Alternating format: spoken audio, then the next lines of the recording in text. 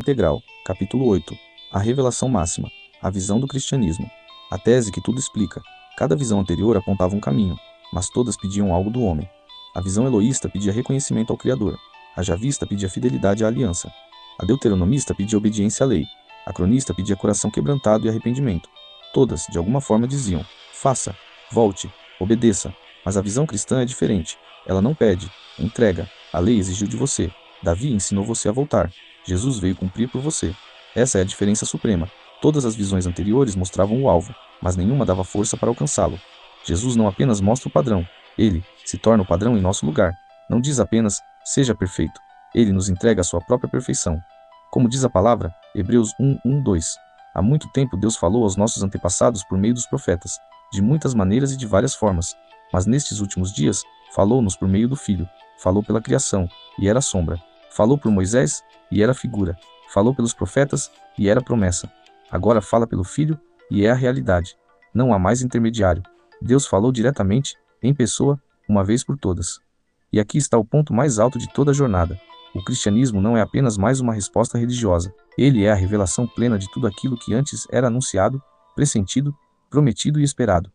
A promessa que se cumpriu desde o Éden, quando tudo parecia perdido, Deus havia dito que o descendente da mulher feriria a cabeça da serpente. Essa palavra não caiu no vazio.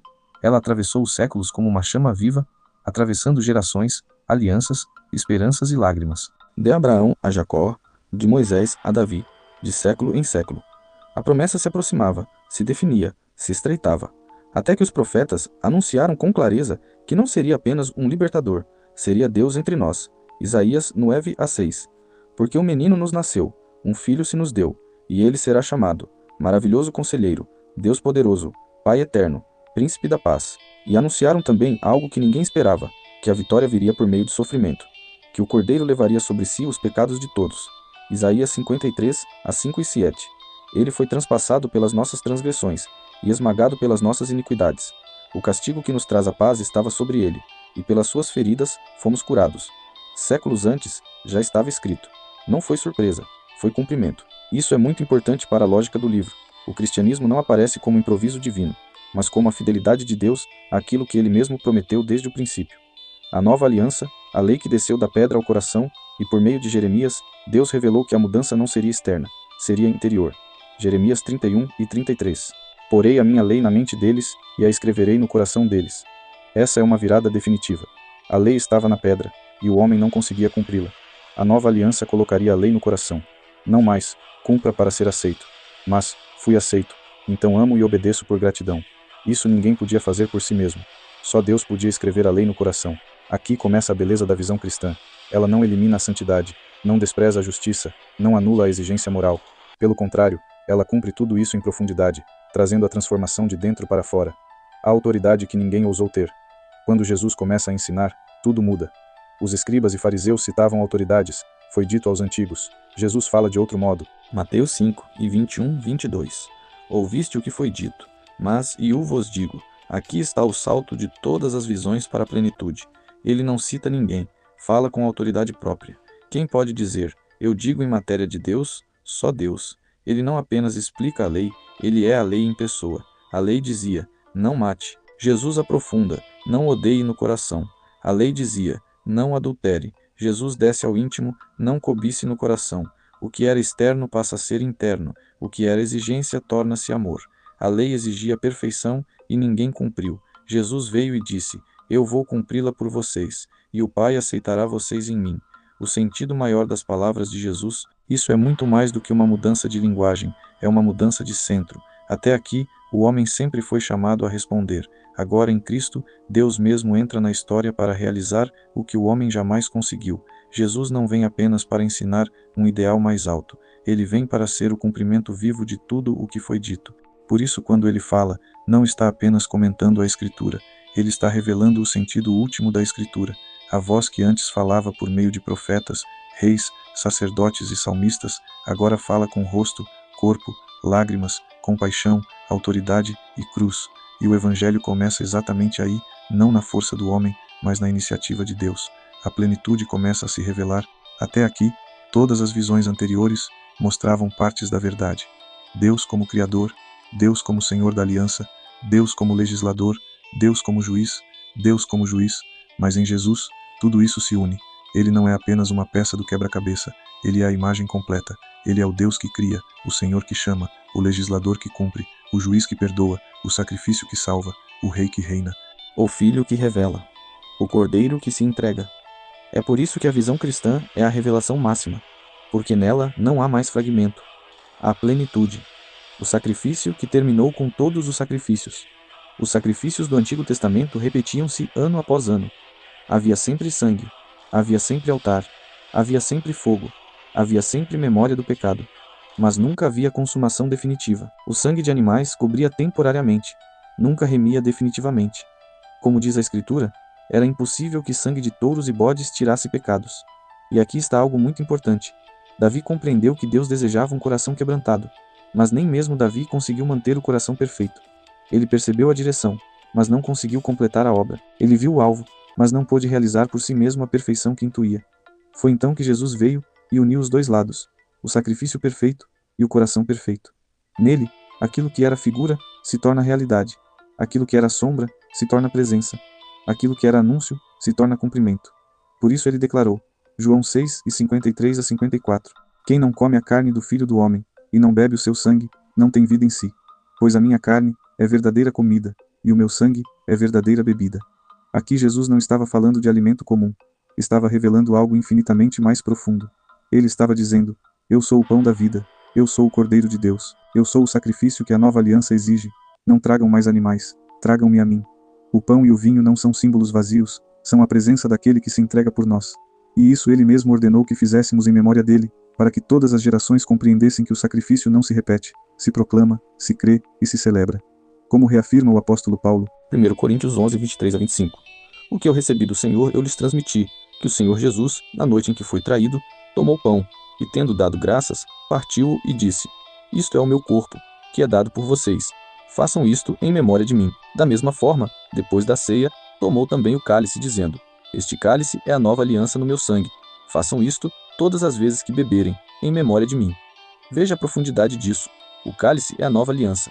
Não é apenas lembrança de um fato passado, é participação viva da aliança eterna. O sangue que remiu Abraão, que sustentou Davi, que falou por todos os profetas, agora é selado em nosso favor, de uma vez por todas.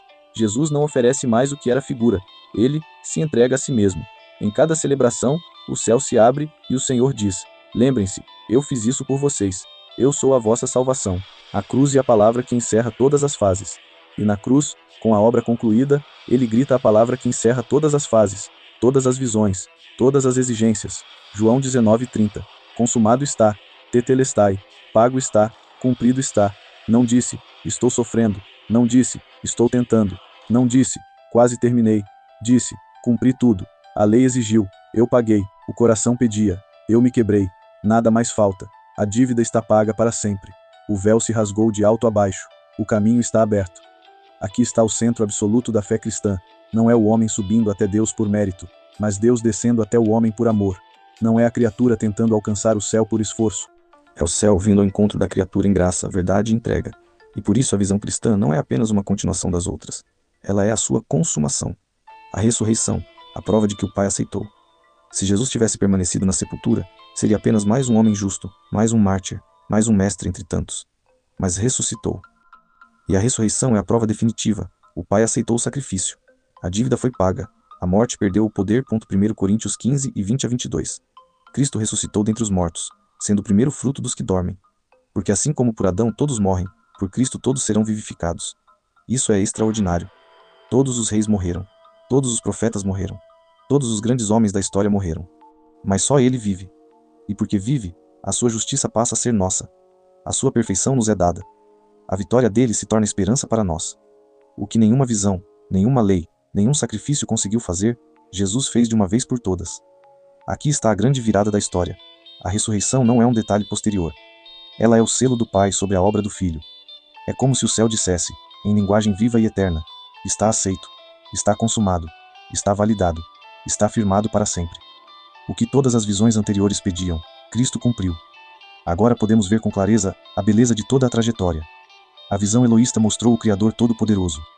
A visão eloísta mostrou o Criador Todo-Poderoso. A visão deuteronomista mostrou a justiça, a lei e a santidade exigida.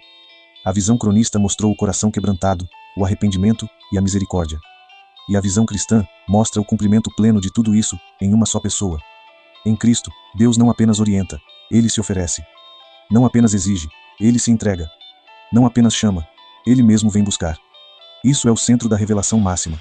Resumo de toda a revelação.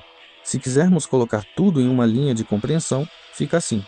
A visão eloísta disse: Deus é o Criador Todo-Poderoso, mas estava distante. A visão javista disse: Deus é o Senhor da aliança, mas o povo falhou. A visão deuteronomista disse: Deus é justiça e lei. Ninguém cumpriu. A visão cronista disse: Deus aceita o coração quebrantado, mas ninguém conseguia permanecer fiel.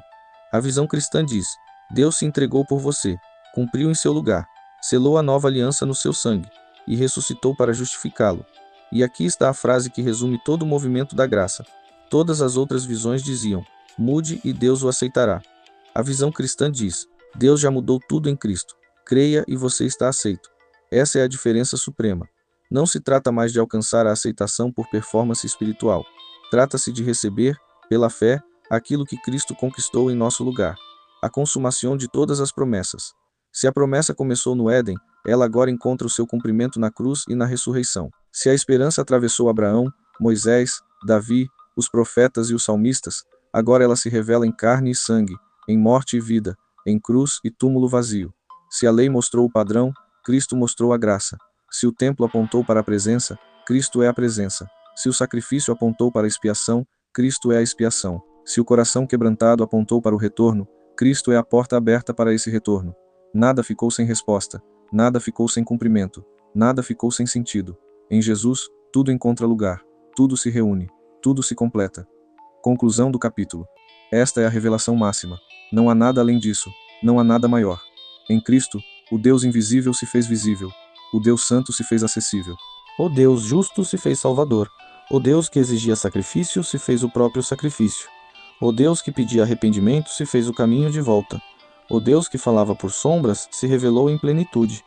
Por isso, a visão cristã não é apenas mais uma etapa, ela é o alvo de todas as etapas. Não é apenas o último capítulo da história bíblica, é o coração de toda a história bíblica.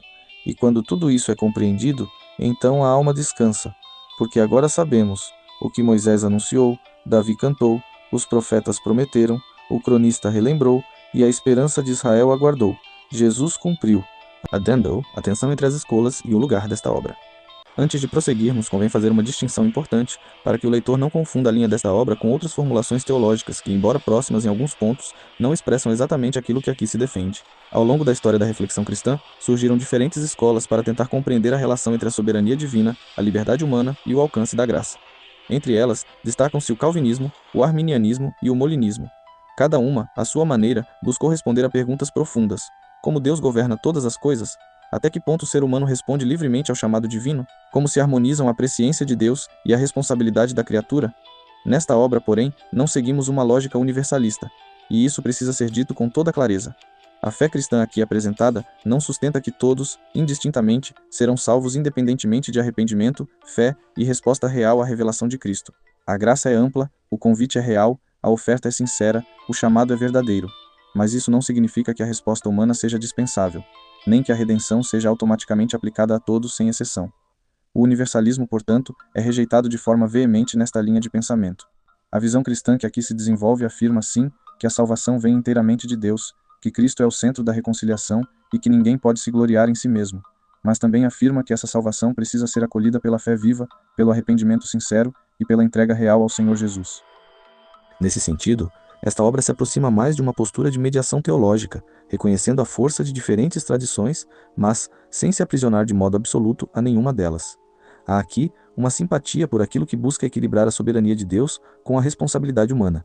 Por isso, ainda que o molinismo não seja tomado aqui como resposta final e perfeita, ele é percebido como uma das tentativas mais próximas de expressar esse equilíbrio misterioso entre o decreto divino e a liberdade da criatura.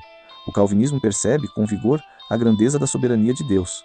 O arminianismo preserva com seriedade a realidade da resposta humana. O molinismo tenta com inteligência enxergar como o conhecimento divino e a liberdade humana se entrelaçam no plano eterno.